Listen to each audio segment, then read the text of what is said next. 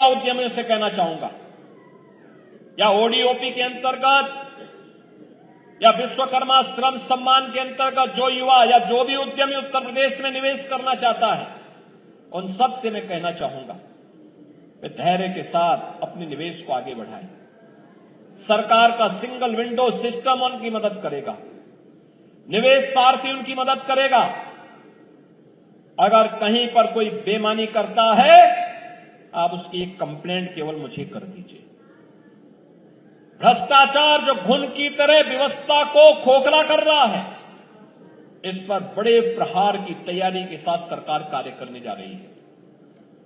हमने पहले ही कहा है कि अपराध और अपराधियों के प्रति, भ्रष्टाचार और भ्रष्टाचारियों के प्रति सरकार जीरो टॉलरेंस की नीति के तहत काम करेगी, और उसी जीरो टॉलरेंस की नीति के तहत मैं आपका आह्वान करने के लिए आया हूं। अगर कोई आपसे कहता है कि लोन दिलाने के नाम पे हम आप पैसा दीजिए, हम पैसा दिलाएंगे, कतई विश्वास मत करिए। सरकार के पोर्टल पर जाइए।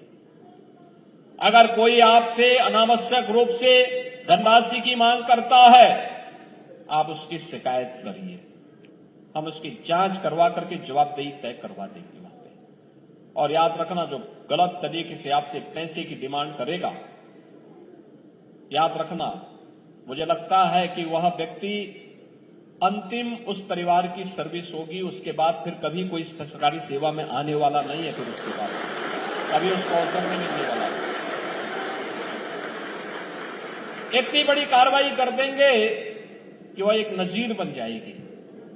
और बहनों और भाइयों, ये घुन को समाप्त करने की आवश्यकता है, शक्ति के साथ इससे लड़ने की आवश्यकता है। और ये तभी हो सकता है जब समाज सरकार के साथ खड़े होकर के इससे लड़ने के जज्बे के साथ तैयार हो सके।